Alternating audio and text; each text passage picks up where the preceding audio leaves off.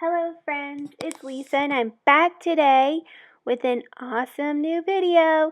So yesterday I masked and stamped out this scene. Today I'm going to show you how I colored it. So if you want to see that other video, I'll try and link it up below. If I forget, you can click on my icon, go to my channel, watch that one, come back and watch this one. So I'm actually coloring this on Memorial Day. So I decided to go red, white, and blue themed. I do live in the United States, if you cannot tell. I live in North Carolina. So, yay, USA. North Carolina is a super, go armed forces state. So, we're all like, yay, USA.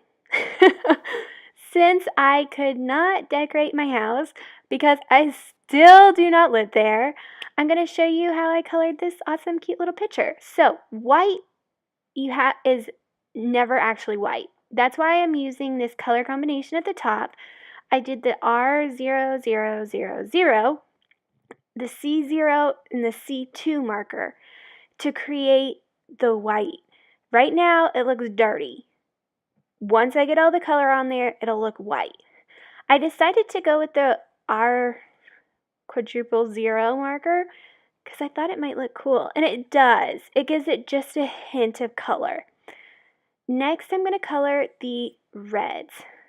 I want you to know when you're coloring to color different parts of the picture. If I started coloring this while the white flower was still wet, it would kind of blend together. It's like watercolor where they will blend together. The alcohol markers dry a whole lot faster, but if you're not careful, they will bleed, especially this red markers. So I really wanted a very red. I have all of the Copic markers because I'm not crazy and have to have entire sets of colors. I keep telling myself that. It has yet to work. I do have to have every set of color. But I really like these markers, and so I went ahead and splurged a little bit. As I'm rebuilding my craft room, I've tried to buy things I actually use, and I actually use these markers. I have a lot of fun.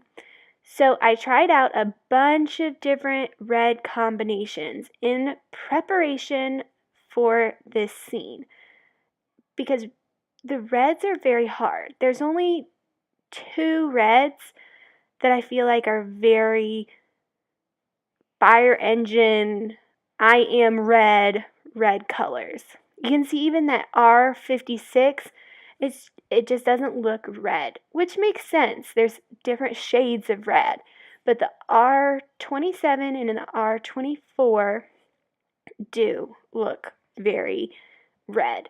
So I tried a bunch of different combinations, and this one is the one that I thought looked really good and blended pretty easily. The hard thing is, and I think maybe I need to start using more markers rather than 3, go to 4, because one thing I have trouble with personally is getting deep enough shadows. I never think, oh, I should make this really dark shadow, and then I look back at my work and I'm like, ooh, this is a little light. You don't have the contrast that's needed. So that's something I'm personally working with, trying to get better. I have identified that it's a problem and can work in the future towards making it not a problem. So that's why you can see that R69, that's why I went with it. When I was checking colors out, I went with dark markers as my shadow color. And when you realize something like that, you have to jump in feet first. So I go from the light color to the darkest and then back to light. I colored over the entire image with that R27, just so that it would be very vibrant. Next, I have this I'm trying to dry it off. And I have my blue spectrum that I'm using. And you can see it at the top. I'll move my hand in a minute. You can tell that I'm actually moving the paper rather than moving my hand. That gives me more control. Just a helpful hint. Now, the blue, this was a color testing that I'd done previously, and I didn't add the B26 marker. But when I was planning this scene out, I realized that the BV13 just didn't give me the depth that I really needed. But I loved the color that this does. It's such a true blue, a beautiful blue. So I really wanted it. So I added that last color and it worked out perfectly. I think I'm going to need to start adding a fourth color. I have also started making these little sheets of different color combinations that I really like. I thought that would be easier than trying to stack up the marker caps, since I literally always knock them over with my paper. As you can tell, I move my paper around a lot, and that pushes those little caps away, and I want you to be able to see what marker colors I'm using in case you want to copy the color combination. It also lets me see how much I'm going to have to work the colors together, because I am not good at coloring in the same color family. I'm taking Sandy Allnock's Copic Jumpstart class, and that's what she says. She says, oh, if you're a beginner, which I am, you should work within the same color family, which I don't. So, and the color family is really, if it was like B15, B17, B19, that would be the same color family. But I kind of take the Copic markers in the same way that I work with colored pencils. And colored pencils build color. You get to see the layers underneath. So adding that BV13 into this color combination really gives it a pop. And you can tell from this that I use a BG, a B, and a BV marker. It's not even like they're the same color, right?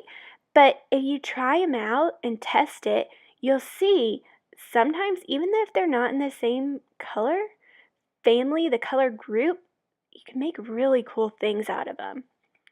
So, I'm coloring the blue flowers. I decided to have 3 red flowers, 3 blue flowers, and then 2 white flowers. I think if I was to do this again, I would color one of the blue flowers white, and then color the bluebells more blue. I think for 4th of July, I'm going to do something kind of similar and color a red, white, and blue flower and make a little card. It'll be cute. It'll be adorable. Just wait and see. So, I'm really following the lines of the stamp. The center is going to look darker. The edges will also be a little bit darker, so then the center kind of pops up. That top petal that I was coloring, you can see how that works. It makes the top pop. And you want the lightest color is going to be where you're going to pop. Now, what goes with red, white, and blue? What other color? Because I needed to have a different color for these butterflies. I decided gold would be the right color. I've been working on different gold combinations, and this is my favorite so far.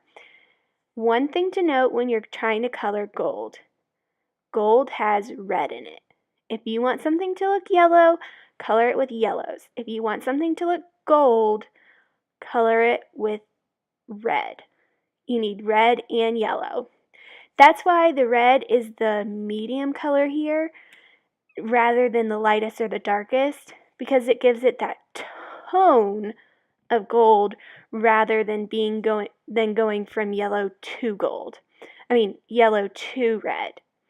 So, just coloring that in, easy peasy. I'm going to color the little butterfly, which I messed up in the stamping. If you saw that video, you'll know what I'm talking about. Had a little issue, but it's fine. I'm still working on my coloring, so I'm not a master. I can't tell you, oh, stroke it exactly like this and everything will be perfect. But I do really love colors, and so that's why I'm focusing my video on talking you through kind of the colors that I'm using. Now, in this color combination, you'll see that I used two colors, the lightest and the darkest, from the same color family. And it's YG4 star, YG41 and YG45. Now, the 4 means it's somewhat desaturated. My middle color is that YG06, which is very saturated. So it's kind of a blend of the unsaturated and the saturated. I used just a little bit of the saturated so that it popped just a little bit, but the desaturated colors pull it back and make it a little bit calmer. And the green is not the focus here, which is why I'm using some of the desaturated colors. I need to have different greens because I'm going to have some greens in the back, greens in the forward. These greens are more forward looking. And I'm going to have some deeper, darker greens, which I just need for picture composition. I need to have darker greens so that they look further in the back. But I want these greens to kind of pop, which is why I'm using the more desaturated colors right now.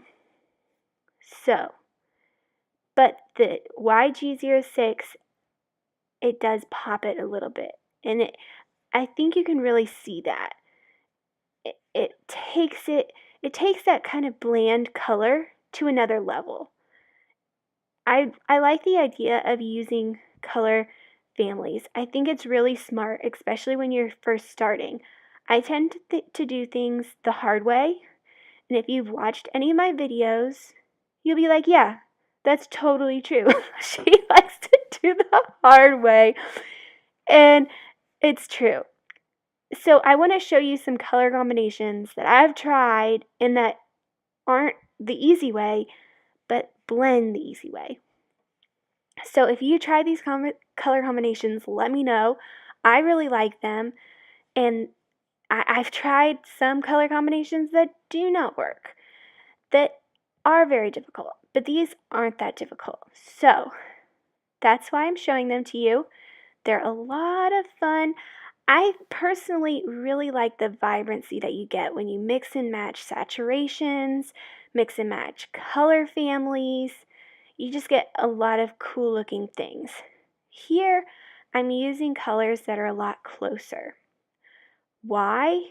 It really makes it look more flat, which is fine because it's supposed to look behind those leaves. I'm trying to make it look like, oh, there's greenery and stuff behind those leaves. So it being flat actually helps in that visual deception. I don't say deception in a bad way, just that's what we're trying to do. I'm trying to make this flat piece of paper look not flat.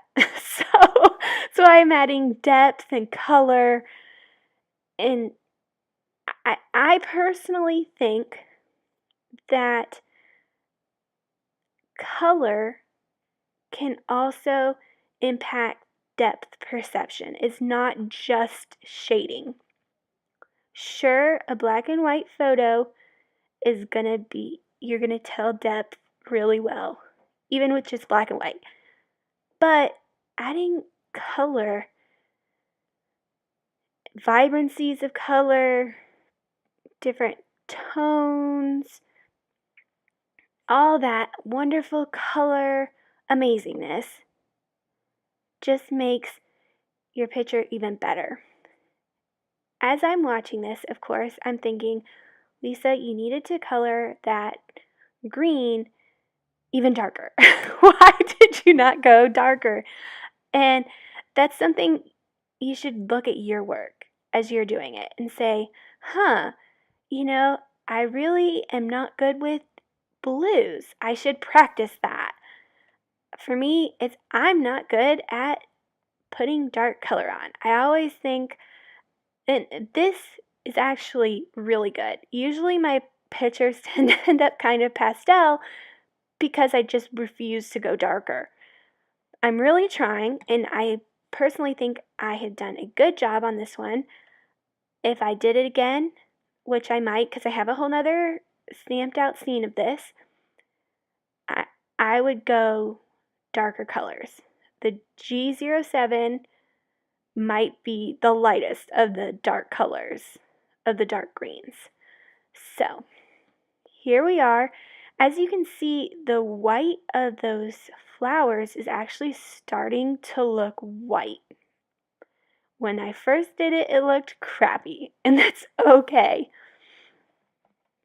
Now, those were all of the colors that I'd planned out that I was going to use.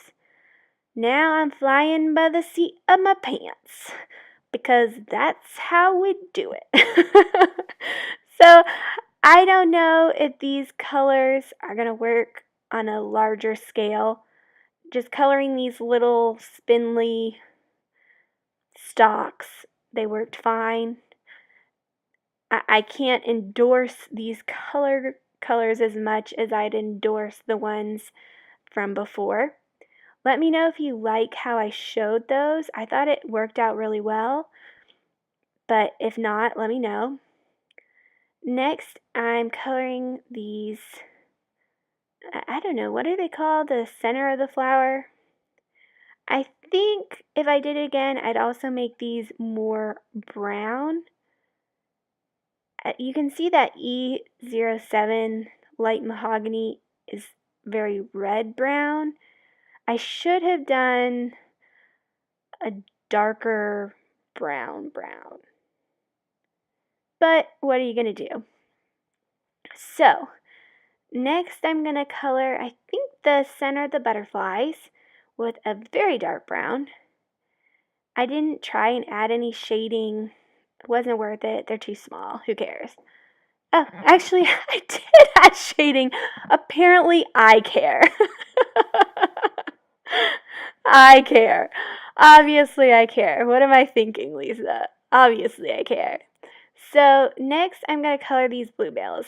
You will see I add a ton of different colors to these, trying to get them how I want them. What I really wanted was a lighter version of those blue flowers with a little bit of purple. So what I should have done is take that V20 with the two lighter blue colors that I used for the blue flowers and color it with those. But surprise, surprise, I did not. So I had some issues.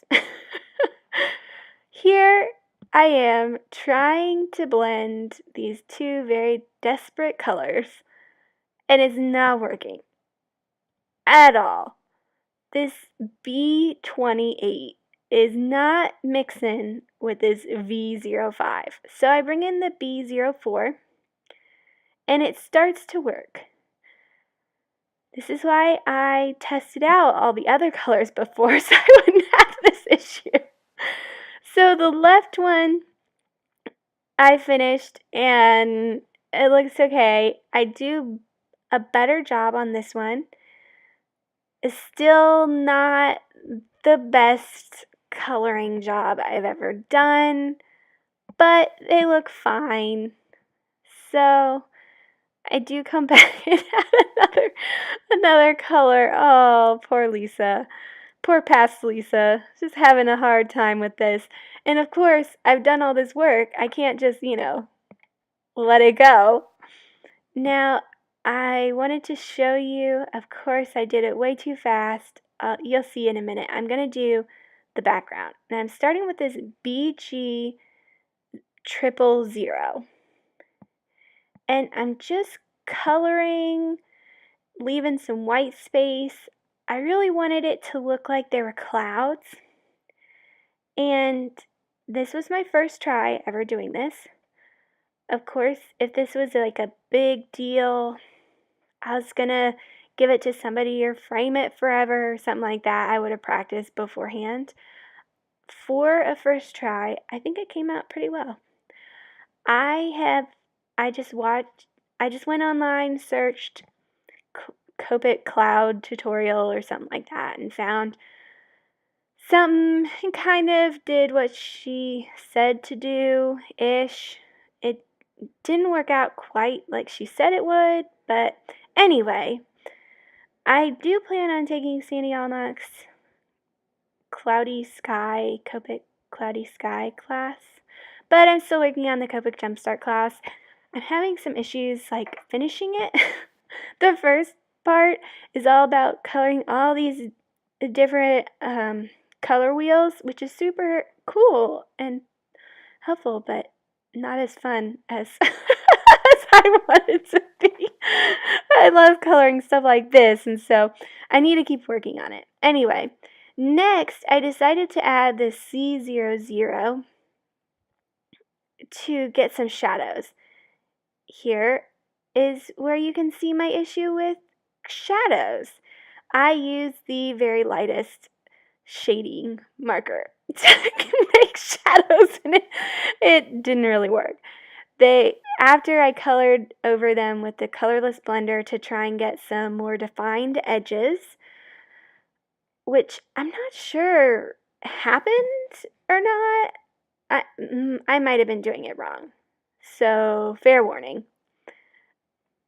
But it was completely gone. So, I went ahead and got a little bit darker of a color, as well as a darker blue color. Just the very next color, or the color after that, deeper. So the BG01 color, just so I could have some depth in the sky. You'll see that I add that dark color along the edges of the flowers where it doesn't intersect a cloud, because that wouldn't work. And in the sky, in the areas where there's a concentration of blue, so that it looks like there's a depth to the sky. The sky is not just a flat background that, these flowers are hanging in front of. So, it actually worked out really well. I really surprised myself. I was like, man, I'm so awesome! And it does make the images, by coloring around the images with that darker color, it made the images pop just that little bit more. I'm not trying to be Picasso. There's nothing fancy about what I'm doing. Every stroke isn't a piece of art or anything. Just trying to put some depth back in there. I don't want any harsh lines, so I try and do the stroke where you go down and then up, and there's no hard lines. I have yet to master it, so don't ask me any more about it. You're just supposed to be moving as you're going down and moving as you're coming up, is kind of how I understand it. So, right now the sky looks a little not as great. But as I add and blend that depth blue in more, and then add the shading to the clouds, the sky really starts to come alive. So, I've just about finished the blue part of the sky. I'm adding some darker colors. And you'll see that this is the darkest color that I add. And I want to say it's the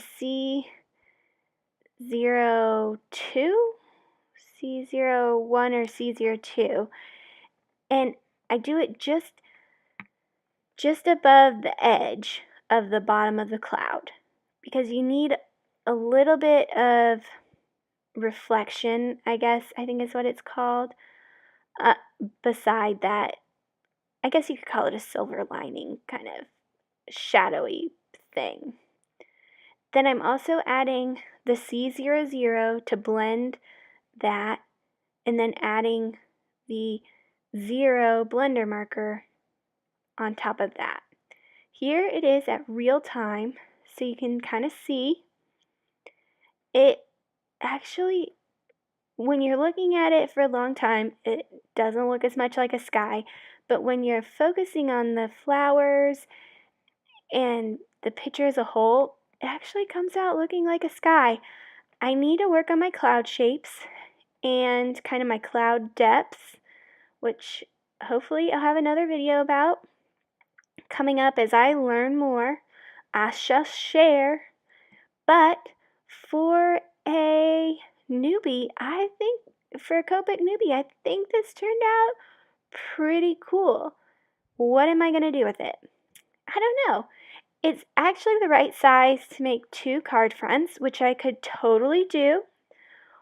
But I think I'm just going to leave it as one big piece.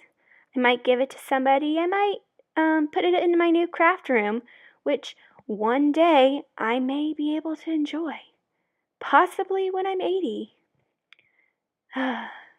Anyway, I had a lot of fun showing you this. If you like the Copic marker tutorials, let me know and I'll do some more of them. If you didn't find this enjoyable, let me know. I won't do them. But I hope you guys had a wonderful time joining me, and I hope you have an extra wonderful day. I am doing YouTube Lives all this month, June 2018. So subscribe and hit the bell notification so you can come and join me. I'm participating in Kathy Rakusin's coloring marker challenge, and I made a coloring book. There is a video for that. And I'm doing YouTube Lives every day as I work through it. So come and join me, and thanks!